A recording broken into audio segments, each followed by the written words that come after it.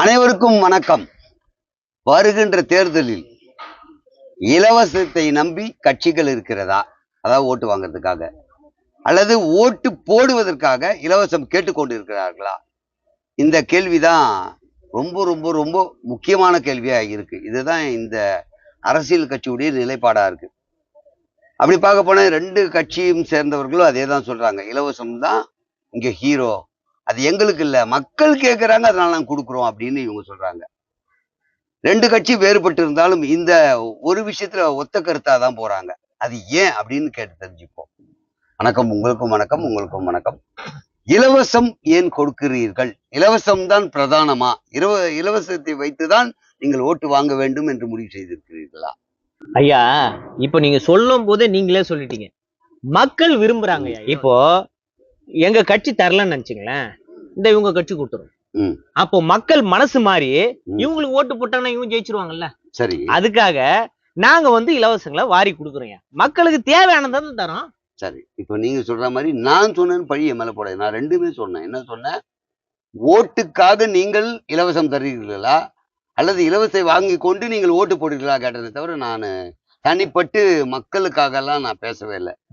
இப்போ நீங்க சொல்லுங்கய்யா, இந்த இலவசம்ன்றது இவங்க ஆதரிக்கிறதுக்கான காரணம், ஓட்டு மக்கள் அதை வச்சுதான் போடுவாங்க. ஒருவேளை நாங்க அறிவிக்காம நாங்க நேர்மையான ஒரு விஷயத்த கொடுத்தோம்னா ஒருவேளை நீங்க அறிவிச்சா உங்களுக்கு போயிடுன்றாங்க. நீங்க எதற்காக இலவசம் தரீங்க? ஐயா, இலவசன்றது பழகி போச்சு உங்களுக்கு எல்லாருக்குமே.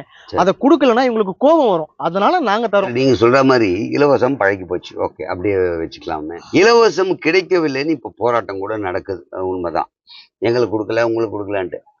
ஆனா அதை விட ஒரு படி மேல, சாலை சரியாக இல்லை, எங்களுக்கு தேவையான வசதி இல்லை, கல்வித்தரம் தரமாக இல்லை, வேலை வாய்ப்பு இல்லை, விலைவாசி உயர்வு, இதுக்கெல்லாம் தான் பெரிய போராட்டமே நடக்கும். இலவசத்துக்கு போராட்டம் என்பது இப்போ உருவானது. அதாவது ஏதோ கட்சிகள் எல்லாம் கொடுக்க ஆரம்பிச்ச அப்புறம் தான். அப்போ நீங்க அந்த மாதிரி திட்டங்கள் வச்சிருக்கீங்க, இலவசமும் கொடுத்துட்டு இருக்கீங்க, ரைட், அது போட்ட ஒரு பக்கம். வேற ஆக்கப்பூர்வமாக தேவையான திட்டங்கள் உங்கள் கட்சிகள் ஏதாவது பிளான் பண்ணி வச்சிருக்கீங்களா? ஐயா, எங்க கிட்ட பல ஆக்கப்பூர்வமான திட்டங்கள் இருக்குயா. அதுல ஒன்னே ஒண்ணு சொல்றேன் கேளுங்க.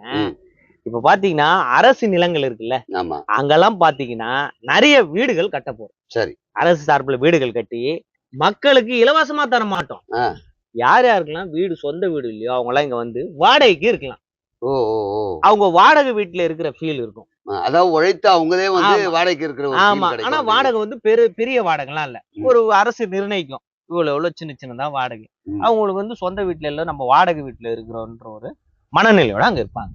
இந்த திட்டம் பாத்தீங்கன்னா அரசு வேலை செய்யறவங்களுக்கு இதுல எலிஜிபிள் இல்ல, அவங்களுக்கு வீடு தர மாட்டாங்க, வீடு கிடையாது. அப்ப அரசு ஒருத்தருக்கு வேலை கொடுத்தாச்சு, அவங்களுக்கு வீடு கொடுக்க வேண்டிய அவசியம் இல்ல. வேலை இல்லாதவங்களுக்கு, அரசு வேலை இல்லாதவங்களுக்கு வீடு கொடுக்க. நல்ல திட்டம், அருமையான திட்டம், உண்மையிலேயே ஆக்கப்பூர்வமா சொல்றீங்க. ஐயா, நாங்களும் ஒரு திட்டம் வச்சிருக்கோம். மின்சாரத்தை யாரு குறைவாக யூஸ் பண்றாங்களோ அவங்களுக்கு மின்சாரம் கட்டணம் குறைவாக நாங்க வாங்கப்படும். இது அருமையா இருக்குங்க, சூப்பரா சொல்லியிருக்கீங்க. ஆனா எல்லாருக்கும் ஒரே மாதிரி 100 யூனிட் ஃப்ரீன்னு சொல்றது அப்படிலாம் இல்லாம, நீ கம்மியா யூஸ் பண்ணு, இன்னும் கம்மியா காசு வாங்கிக்கிறேன்னா எல்லாருமே குறைக்க பார்ப்பாங்க. அப்போ நம்ம வெளிய மாநிலத்துல எக்ஸ்ட்ரா பணம் கொடுத்து வாங்கி சலுகை கட்டணத்துல கொடுத்து அது ஒரு பாரம் வராம இருக்கும். சூப்பரான விஷயங்க. என்ன ஒண்ணு மாசம் ரீடிங் எடுங்க, ஏன்னா அந்த கஷ்டம் எல்லாருக்குமே இருக்கு. இது போல ஆக்கப்பூர்வமான திட்டம் வேற என்ன நீங்க வச்சிருக்கீங்க? இருக்குங்கய்யா. ஐயா, நம்ம தமிழகம் முழுவதும் பாத்தீங்கன்னா 500க்கும் மேற்பட்ட திரையரங்கில் அரசாங்கத்தால் கட்ட போறோம். அதனால மக்களுக்கு என்ன பயனு, சினிமா துறைக்கு என்ன பயன் பாத்தீங்கன்னா, ஐயா இப்ப பாத்தீங்கன்னா சின்ன சின்ன படங்களுக்கு எல்லாம் தியேட்டர் கிடைக்கல. ஒரு சினிமா துறை சார்ந்தவர்களுடைய முக்கியமான கோரிக்கையா இருக்குது. அதெல்லாம் பாத்தீங்கன்னா இந்த திரையரங்குகள்ல எளிதாக வெளியிடத்துக்குண்டான அனைத்து ஏற்பாடுகளும் செய்யப்படும். ஐயா, இப்போ பெரிய பெரிய மாலுக்கு எல்லாம் போனீங்கன்னா பாத்தீங்கன்னா ரேட் எல்லாம் அதிகம். ஆனா நாங்க கட்ட போற திரையரங்குல ஒரு ஏழை மக்களும் ஒரு சராசரியான ஒரு குடிமகனும் அழகா ஃபேமிலியோட கண்டுகளிக்கலாம், திரைப்படத்தை கண்டுகளிக்கலாம். இன்னொரு முக்கியமான விஷயம்யா, பார்க்கிங் கட்டணமே கிடையாதுயா.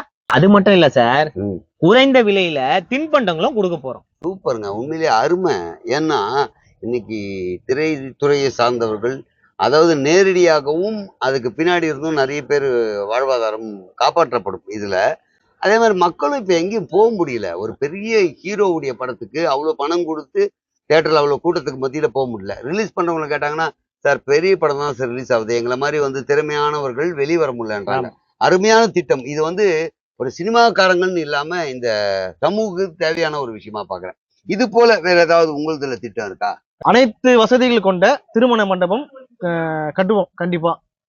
குறைந்தது ஒரு 500ல இருந்து 1000 வரைக்கும் மண்டபம் கண்டிப்பா கட்டப்படும்.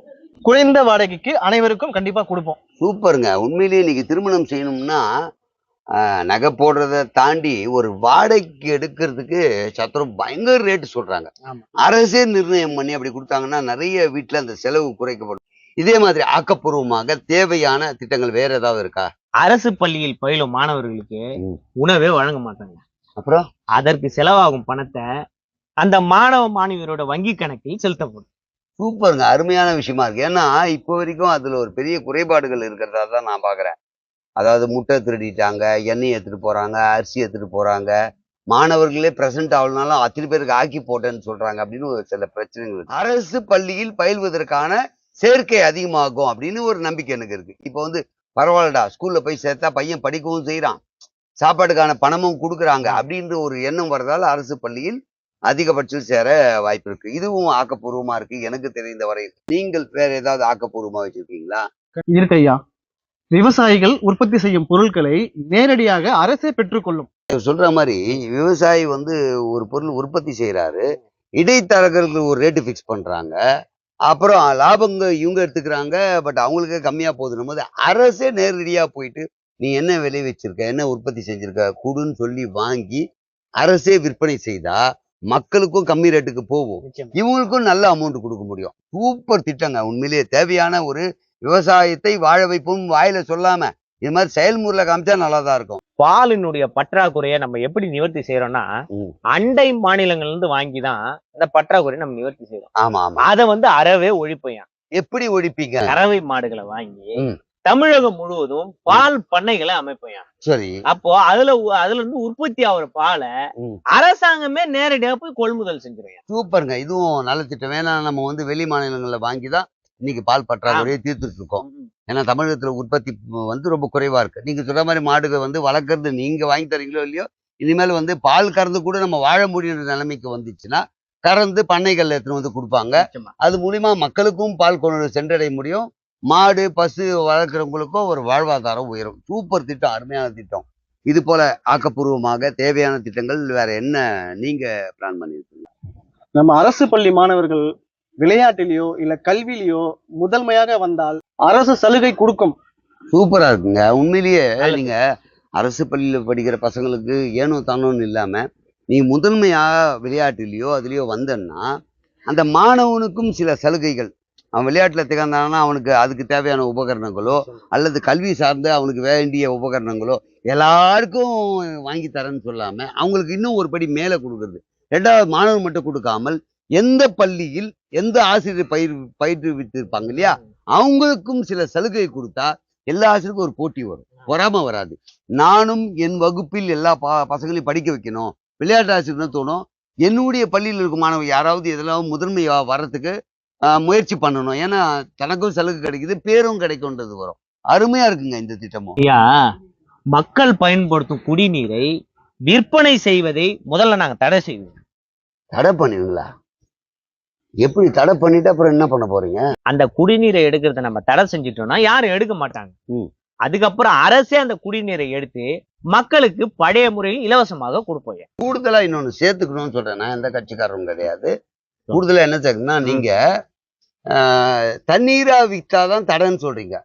இந்த அந்நிய நாட்டு கூல்ட்ரிங்க்ஸ் வருதுல, அவன் தண்ணி எடுப்பாங்கல்ல, அப்போ பல 1000 லிட்டர் எடுத்து நமக்கே கூல்ட்ரிங்க்ஸ் வித்துட்டு இருக்காங்க. அதையும் நீங்க தடை விதிக்கணும். என்னன்ட்டு, அந்நிய நாடு வந்து இங்க தண்ணி எடுத்தா நீ அரசுக்கு பணம் கட்டணும்டா அப்படின்னு ஒரு சிஸ்டம் கொண்டு வரணும். அதே மாதிரி அதுக்கு ஒரு கொண்டு வந்து இத்தனை லிட்டர் தான் எடுக்கணும்னு நிர்ணயம் பண்ண. நீ ப்ரொடக்ஷன் விஷயத்துக்கு கோடி கணக்குல தண்ணி பாட்டில் கூல்ட்ரிங்க்ஸ் ரெடி பண்ணக்கூடாது.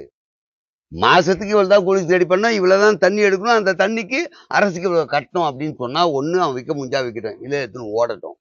அது இல்லாம வாழ முடியாம யாரும் இல்லை. ஒண்ணு. இன்னொன்னு, அந்நிய நாட்டினுடைய தொழிற்சாலை இங்க தொடங்கும் போது இடமும் கொடுத்து மின்சாரம் கொடுத்து தண்ணீர் கொடுக்குறோம். அப்போ ஒரு ப்ராடக்ட் பண்றதுக்கு எவ்வளவு தண்ணி ஆகுதுன்னு மக்களுக்கு தெரியாது. அப்போ அந்த மாதிரி விஷயங்கள் தொழிற்சாலையே எனக்கு வேணான்ற. நீங்க என்ன சொல்லுவீங்க? 100 பேருக்கு வேலை கிடைக்குது, 1000 பேருக்கு வேலை கிடைக்குது. 1 கோடி பேர் பயன்படுத்தக்கூடிய தண்ணி அவன் யூஸ் பண்றான்.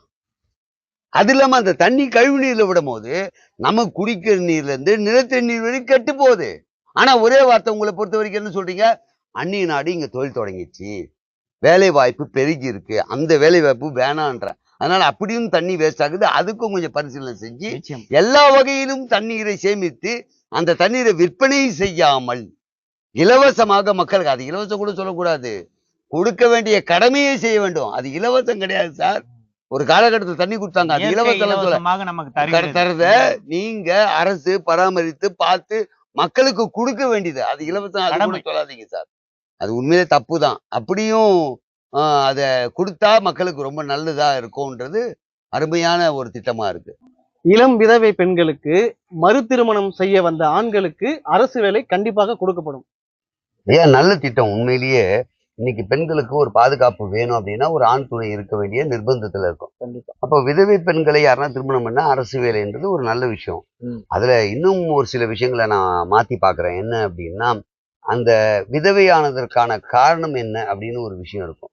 அது மதுவால் இருந்தால் முதல்ல மதுவை ஒழிக்கணும், அது ஒண்ணு. இன்னொன்னு, அந்த பெண் ஒரு வேளை எனக்கு மறுமணம் செய்ய பிடிக்கல, ஏன்னா ஆண்கள் மீதே ஒரு வெறுப்பு கூட ஒருவேளை இருக்கலாம்.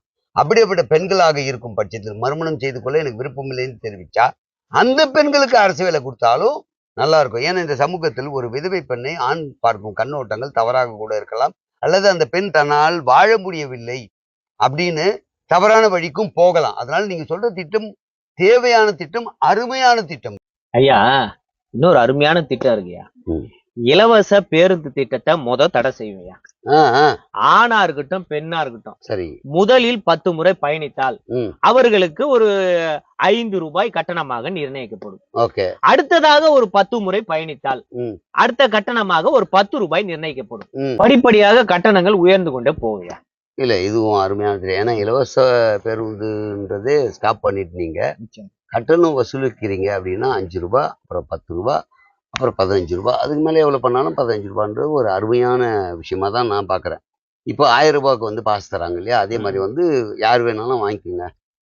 அது ஒரு 30 தடவையோ 40 தடவைக்கோ வாங்கிக்கோங்க. ஆனால் ஃபஸ்ட்டு 5 ரூபா, அப்புறம் 10 ரூபா, அப்புறம் 15 ரூபா. அருமை. இதில் நான் எப்படி தொலைநோக்கு பார்வையோட பார்க்குறேன்னா, மக்களுக்கு மட்டுமே இது பயனளிக்கும் திட்டமாக நான் பார்க்கல.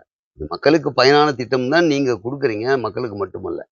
இந்த போக்குவரத்து ஊழியருக்கும் ஒரு வருமானம் ஈட்டக்கூடிய வகையில் தான் இருக்கணுமே தவிர நஷ்டத்துல ஓட்ட முடியாது. பேருந்து பழுதடைந்தால் எந்த காசுல போய் பார்ப்பாங்க? ஓட்டுறதுக்கு டீசல் எதுல போடுவாங்க? இலவச குத்துரு, இலவசமும் குத்துட்டு இதுக்கு இன்வெஸ்ட்மெண்ட்டும் பண்ண. நல்லா புரிஞ்சுங்க. இலவசம்ன்றது ஏதோ இருக்கிறத கொடுக்கறது இல்ல. இந்த வண்டிக்கு மெயின்டெனன்ஸ் பார்க்கணும், டிரைவரு கண்டக்டர் சம்பளம் தரணும், பழுதடைஞ்சா பார்க்கணும். இந்த 3த்தையும் இலவசத்தையும் குத்துட்டு செலவும் யாரால பார்க்க முடியாது. அதனால இந்த திட்டம் வரவேற்கத்தக்க திட்டம். நாங்க வந்து வெளிச்சத்துல உட்காந்து பேச ஆரம்பிச்சோம். அரசியல் பேசினாவே இருட்டி போகுதுன்ற அளவுக்கு ஆயிப்போச்சு. நாடு இருட்டாமல் இருக்க, இருண்டு போகாமல் இருக்க நல்லாட்சி கொடுப்பவர்கள் உண்மையிலேயே நல்ல பல விஷயங்கள் தரணும். நீங்க 2 பேரும் வந்து அருமையான நிறைய திட்டங்கள் வச்சிருக்கீங்க. ஆனா அதை மேலோங்கி ஏன் சொல்லலைன்றது எனக்கு இப்ப புரியுது.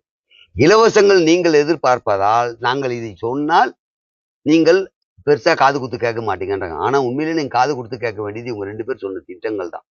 உண்மையிலேயே இந்த நாட்டிற்கும் மக்களுக்கும் தேவையான திட்டங்கள், நாட்டினுடைய முன்னேற்றமும் தனி மனிதனுடைய வாழ்க்கை முன்னேற்றமும் ஒரு குடும்ப சூழ்நிலையும் நல்லா இருக்கணும்னா இது போல இன்னும் நிறைய திட்டங்கள் நமக்கு வர வேண்டி இருக்கு. இந்த இலவசம்ன்ற ஒண்ணே ஒன்று மட்டும் தூக்கி போட்டு, ஆனால் நீங்க இலவசம் கேட்கறதால இவங்க கவர்ச்சிகரமா இலவசத்தை சொல்லிதான் ஆட்சியை பிடிக்கணும்ன்ற ஒரு நிலைமைக்கு தள்ளப்பட்டிருக்காங்க. ஒருவேளை அப்படியே நீங்கள் இலவசத்தை பார்த்து ஓட்டு போட்டாலும் நீங்க யாராவது ஆட்சி அமைச்சிட்டீங்கன்னா அந்த இலவசத்தை நாளுக்கு நாள் குறைத்து விட்டு இது போல இப்ப ஆக்கப்பூர்வமா இந்த திட்டத்தை செயல்படுத்தினா அதுக்கப்புறம் மக்களுக்கு என்ன ஆகும்னா இலவச தேவைன்ற மனநிலைக்கு வந்து பரவாயில்லப்பா, எல்லாமே வந்து நார்மலா இருக்கு, ரேட்லாம் கொஞ்சம் நார்மலா இருக்கு, நான் வாழ்றதுக்கு எங்கேயும் கடன் வாங்க தேவையில்ல, எனக்கு வேலை வாய்ப்பு இருக்கு, நல்ல தரமான கல்வி இருக்கு, எனக்கு எல்லாமே நல்லா இருக்கும்போது இலவசத்தை ஒதுக்கி நல்லவர்களை தேர்ந்தெடுக்கும் ஒரு நல்ல வழி காமிச்சிருக்கீங்க நீங்க 2 பேருமே. உங்களுக்கு இருவருக்குமே நான் வந்து என் மக்கள் சார்பாகவும் என் சார்பாகவும் நன்றி சொல்ல கடமைப்பட்டிருக்கேன். ஏன்னா இது மாதிரி திட்டங்கள் சத்தியமா நீங்க இன்னும் எவ்வளவு வச்சிருக்கீங்கன்னு தெரியாது. நேரமின்மை காரணமாக தான் இப்போ நான் முடிக்கிறேன்.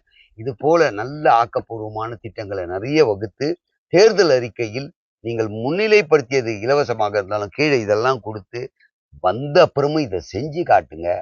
நீங்க தான் ஆட்சி அமைப்பீங்க. அதுக்காக நீங்க கோவப்படாதீங்க. நீங்க வந்தீங்கன்னா நீங்க தான் ஆட்சி அமைப்பீங்க. நல்லது யார் செய்தாலும் ஆட்சி அமைக்க நாம் அனைவரும் ஒருங்கிணைந்து அவர்களுக்கு துணையாக நிற்போம். இது பொதுமக்களை பார்த்து சொல்றேன்.